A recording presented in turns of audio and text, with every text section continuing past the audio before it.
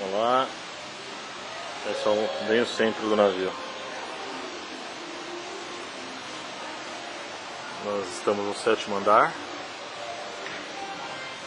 acima do nível do mar. Lá em cima tem uma piscina, salão, elevador panorâmico.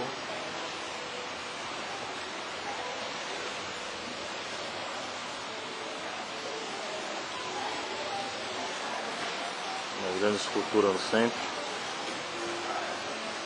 Ali a biblioteca.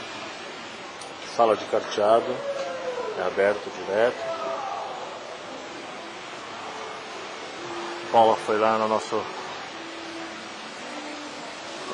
deck, que é no 2º.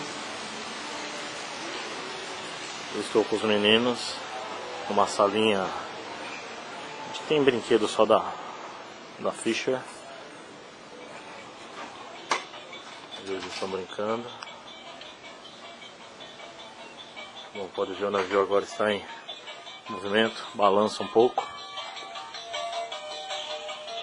Nós estamos vendo agora, olha lá no fundo tem uma petroleira. Olha uma petroleira lá, filho, tá vendo? Lá embaixo, ó, uma estação de petróleo, tá vendo? Lá no meio do mar. Olha um navio gigante ali, ó, um navio de petroleiro. Vamos ver. Não dá pra ver muito, estou numa sala fechada aqui, não pode abrir. É para as crianças.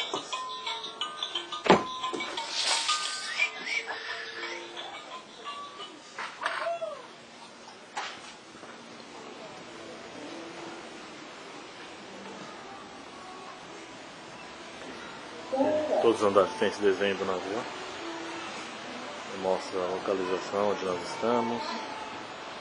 Escada. Mais uma vez o centro, é muito lindo, a escultura era fantástica. Depois nós vamos na piscina.